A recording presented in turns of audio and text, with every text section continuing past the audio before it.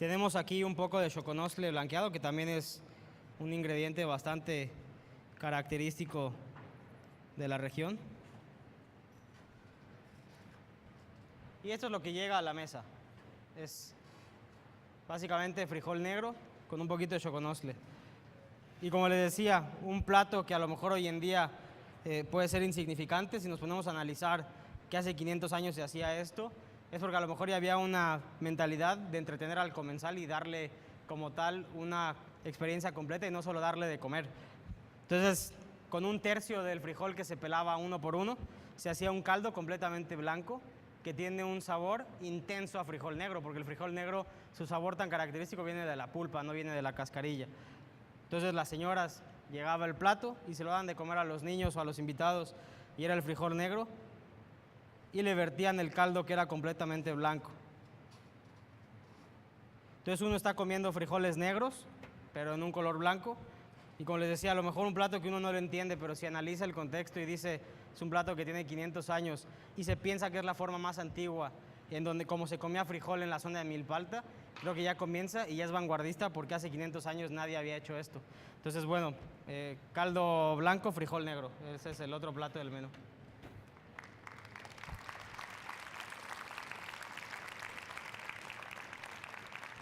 No sé si alguien lo quiere probar también, ¿quieres probar el caldo?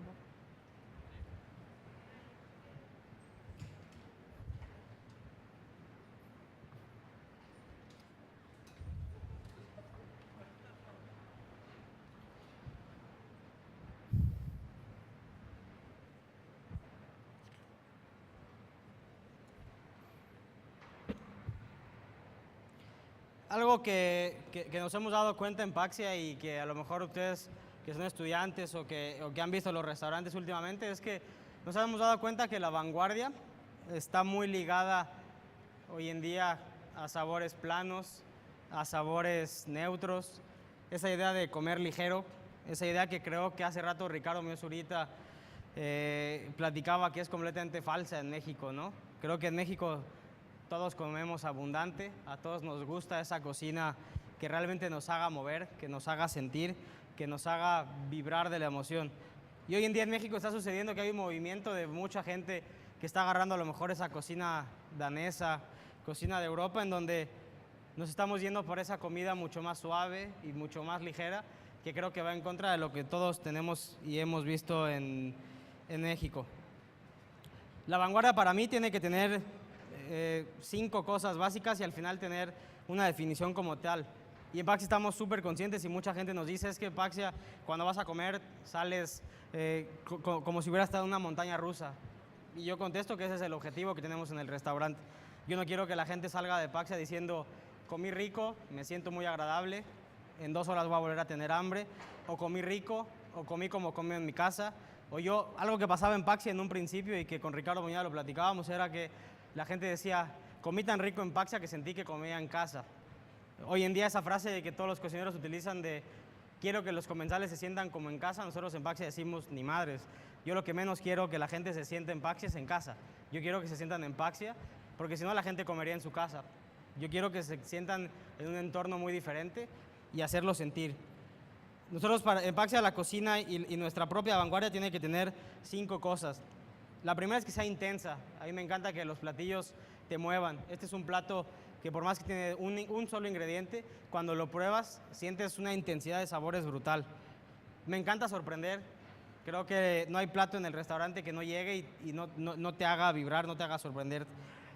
Tiene que ser diferente. Es algo muy importante. No nos gusta copiar absolutamente nada.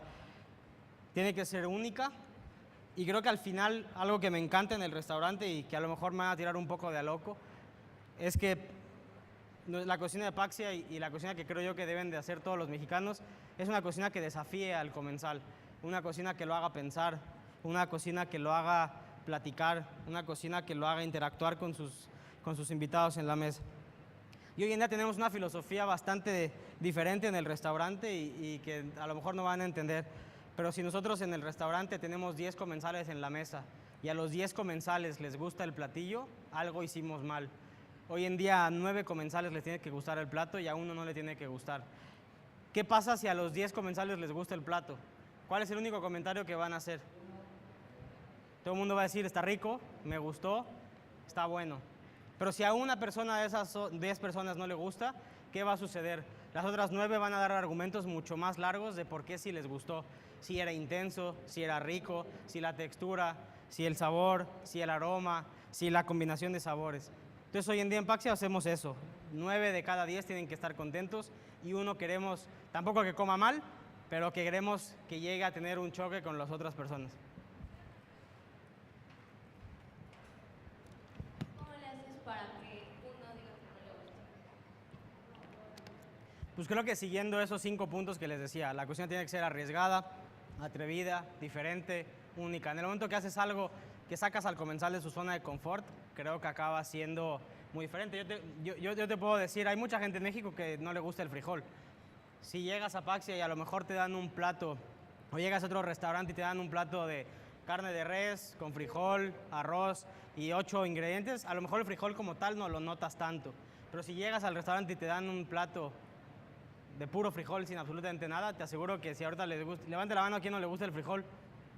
Mira, 1, 2, 3. Llevamos 3, ¿no? Entonces, si yo juntara, estoy seguro que esas 3 personas tendrían ahí una diferencia con los otros. Entonces, creo que es desde el principio y de la concepción del plato como logras que la gente, como te digo, no es que no le guste, sino que ocasione cierta plática y cierta diferencia con la gente.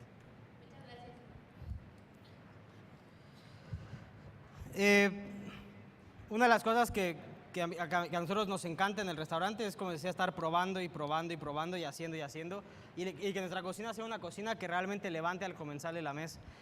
Hace 3 meses teníamos insectos en el menú. Estoy seguro que todo el mundo ha comido insectos alguna vez, o alguna vez han visto que alguien o han escuchado algún restaurante que tenga insectos.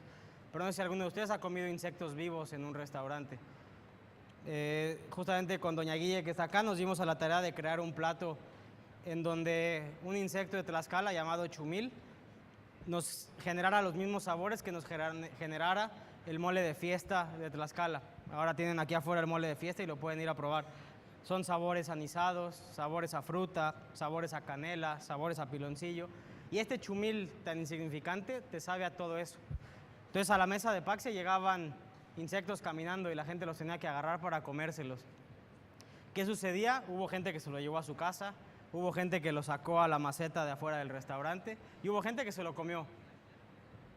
Sí, ahorita va a pasar. Entonces, con esa parte comienza a generar esa parte nueva, esa parte atrevida y esa parte que realmente haga que la gente se levante de sus asientos. En Paxi nos gusta cocinar con fuego, brasa, vapor, hacer fritos, sofritos, alto vacío. Como decimos, cocina que nos queme y cocina que nos levante como cocineros y que nos levante como comensales. Siempre sabiendo que tenemos que tener una constancia y consistencia en nuestra cocina. Hoy en día no sé cuánta gente ha escuchado que dicen los cocineros, mi cocina es una cocina de producto. ¿Quién ha escuchado eso? O si alguien tiene restaurante, lo utiliza, ¿no? Es que mi cocina es una cocina de producto. Yo digo que mi papá es dentista y es como si mi papá dijera, mi trabajo es mantener los dientes sanos y quisiera ser diferente. Yo creo que todo cocinero que diga que su cocina es una cocina de producto es un cocinero que está viviendo una irrealidad. Porque al ser cocinero creo que todo el tiempo te tienes que preocupar por el producto de tu restaurante y de la materia prima que cocinas.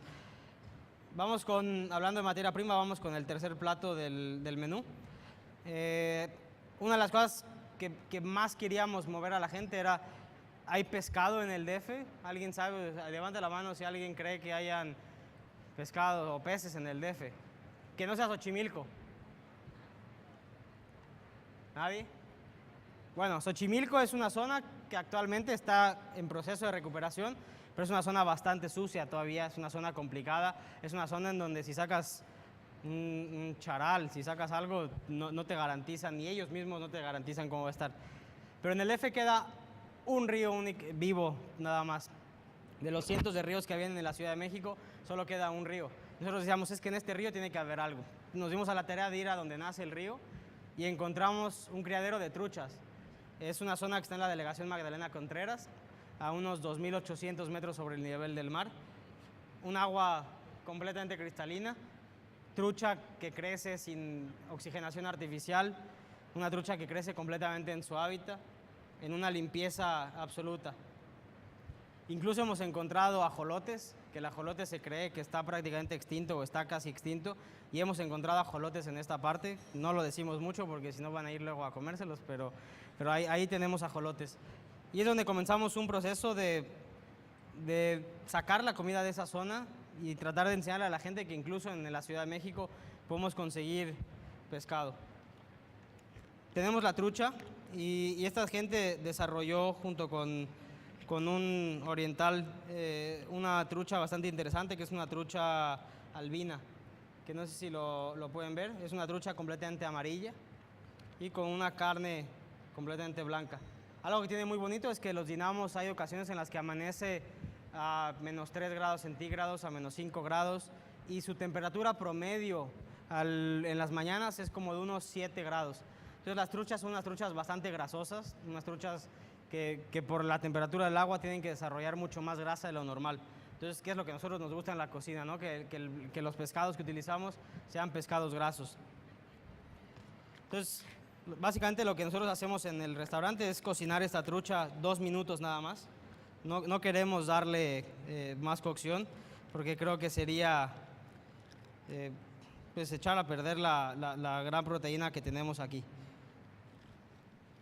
¿Alguien tiene alguna duda hasta acá? Aquí lo que tenemos son nopales.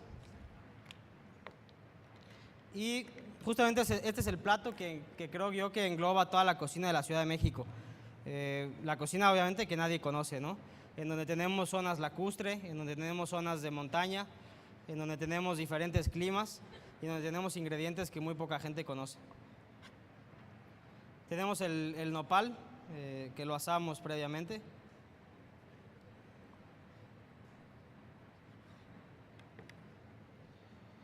Lo cortamos. Y aquí lo que vamos a hacer es colocarlo sobre el plato.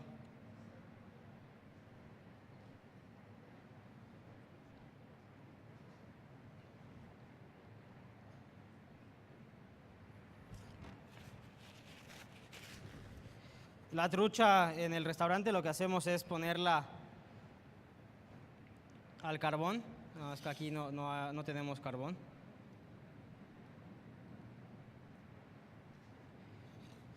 Y uno de los trabajos más importantes que estamos haciendo ahorita con este menú es encontrar quelites. Si yo a ustedes les pregunto quelites, alguien dígame 3 nombres de quelites.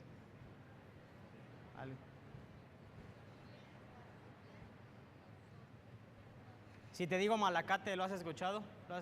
Si les digo chocoyol, ¿lo has escuchado? Si les digo ninfa, ¿lo has escuchado? Si les digo palmita de berro, ¿lo han escuchado?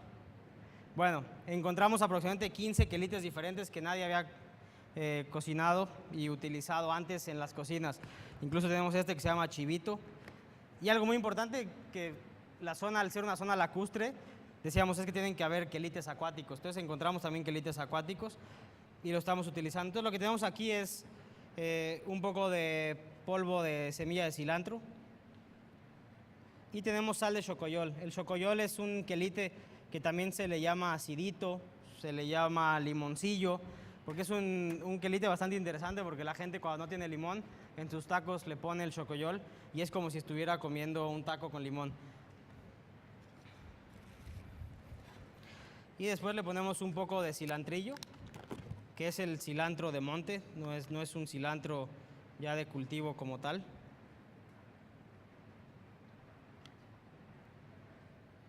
Que el cilantrillo también viene siendo otro tipo de quelite. Y por último vamos a poner el plato que creo yo que es el representante más típico de la ciudad. Creo que todo estado de la República tiene algún mole, tiene alguna salsa característica. ¿Ustedes saben cuál es la de la Ciudad de México? Bueno, en la Ciudad de México es el chilastle. El chilastle es un pipián, pero el pipián, a diferencia de hacerse con pepitas de calabazas o de alguna cucurbitácea, en este caso en la Ciudad de México se utiliza con pura semilla de chile. Entonces el chilastle creo yo que es el plato más representativo de la Ciudad de México. Es el plato que realmente ha logrado traspasar otras fronteras de otros estados y se ha convertido en pipianes como tal. Pero este básicamente lo único que es semilla de chile, ¿no? Y que se llama chilastre. Y se le pone enfrente del comensal, se pone encima de la trucha. Entonces tenemos platos de la zona de monte, perdón, ingredientes de la zona lacustre con un pescado de río y con la preparación más característica del DF, que nosotros decimos que este plato es chilastle con trucha, no es trucha con chilastle, ¿no? Entonces, no sé si alguien quiera probar el chilastle para saber de qué les estoy hablando. ¿Alguien que se anime? ¿Está rico? ¿No? Sí, pues ahí échense para adelante, o quieren que suba. Entonces, bueno, este es el otro plato del menú, uno de los 19 platos que tenemos actualmente en el menú.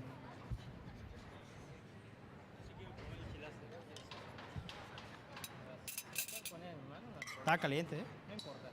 Sí, cocinero, vientos, ¿eh? Ahí está. A huevo. ¿Qué ingrediente lleva? Son puras semillas de chile. ¿Puedo tomar el platillo? Sí, aquí no lo... ¿Sí? ¿Aguanta? Sí. Bien. Se pica tantito, será no. Ok, gracias. O sea, que aguanten todos.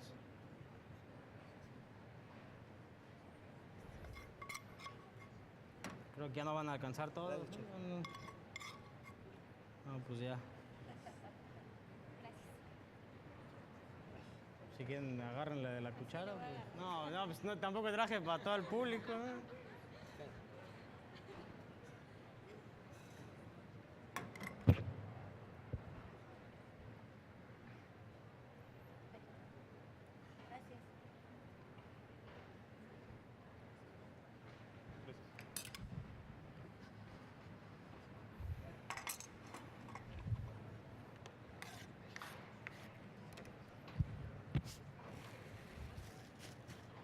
Bueno, una de las cosas por las que quise hacer esto, que pasaran todos aquí adelante, es para dar un poquito el preámbulo a lo siguiente que voy a platicar. Y mucha gente cuando llego así a conferencias y me ven quizá joven, creo que sí me veo joven, y me ven a lo mejor con el restaurante y escuchan que a lo mejor abrí otro. Y cuando empiezan a escuchar de mí y a saber de mí, creo que siempre se presta a malinterpretaciones y cosas raras. Ha salido que si mi papá me dio el dinero, ha salido que si tengo algún socio millonario que me da todo. Y siempre me gusta llegar y platicar un poco la historia de cómo salió. Y justamente por eso pasé a la gente a que probaran y de un solo sartén lograr servirle a 10 personas un poquito de chilastle. Yo vengo de una familia de migrantes. De hecho, mi padre es primera generación en México, mi padre era griego, bueno, es griego, tuvo que renunciar a la nacionalidad griega para titularse de la UNAM, por eso digo que era, pero todavía vive afortunadamente. La familia de mi madre vienen de Rusia y otra parte de la familia de mi padre de Hungría. Entonces, bueno, esto es un revoltijo de culturas. Y algo que mi familia vivía mucho es que era familia que tuvo que venir a México después de una guerra. La primera parte llega en 1914 escapando de la Primera Guerra Mundial y la segunda parte de la familia llega en 1950 escapando de la Segunda Guerra Mundial. Y algo que mi abuela me platicaba muchísimo y que yo admiro demasiado es que todas las señoras de la comunidad que cocinaban, al momento de cocinar, era el único momento en el que se sentían realmente tranquilas y realmente felices. Era una familia que había perdido, la familia de mi abuelo perdió a toda su familia en la Segunda Guerra Mundial, llegó solo a México, pero platicaban que cuando cocinaban se sentían completamente distraídos y era un momento súper alegre y feliz de la casa.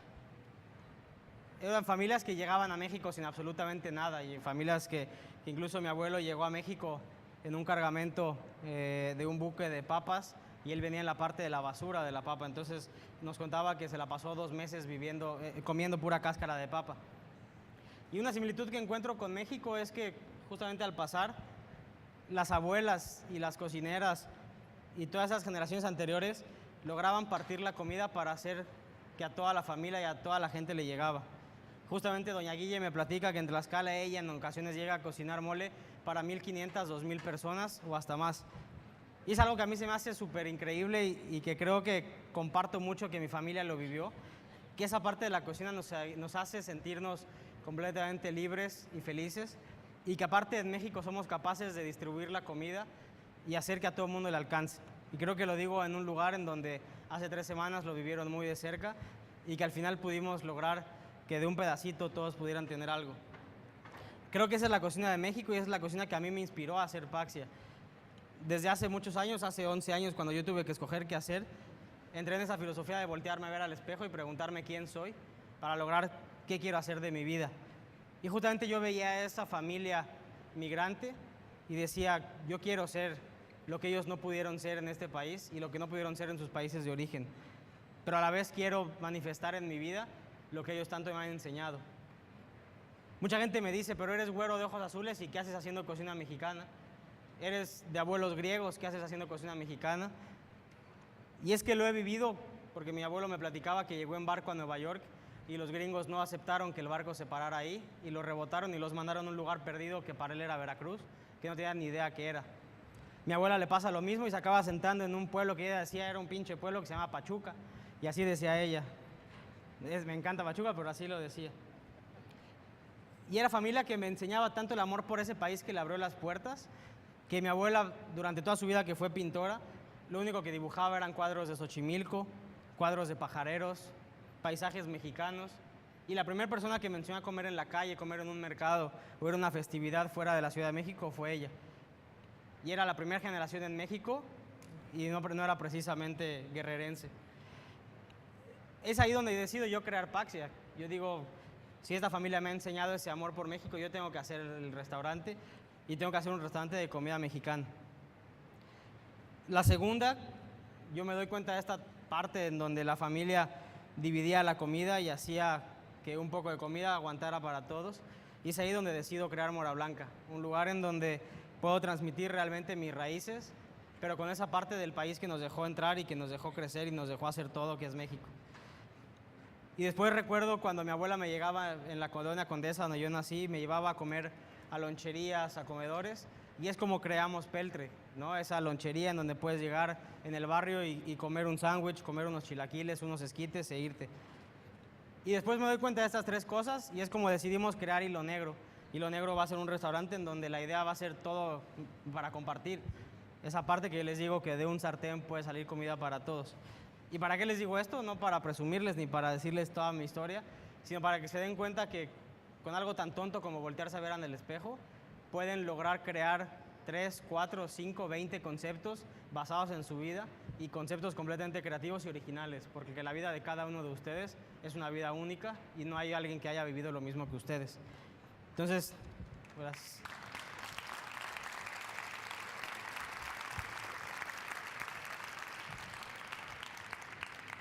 Ya lo que sí les digo es que los veo bastante jóvenes a todos, a lo mejor algunos hasta más viejos que yo. Pero algo que yo decía es que no hay que pasar la vida completa viéndote en el espejo y tratando de descubrir quién eres. Les recomiendo que lo traten de hacer ahora. Yo siempre he dicho que en México faltan muchos emprendedores. Y el ser emprendedor no necesariamente significa tener tu propio negocio, sino significa chingarle toda tu vida para en algún momento tener tu propio negocio. Y creo que eso hace falta mucho en este país y los invito a que lo hagan porque es la única forma en cómo podemos salir adelante.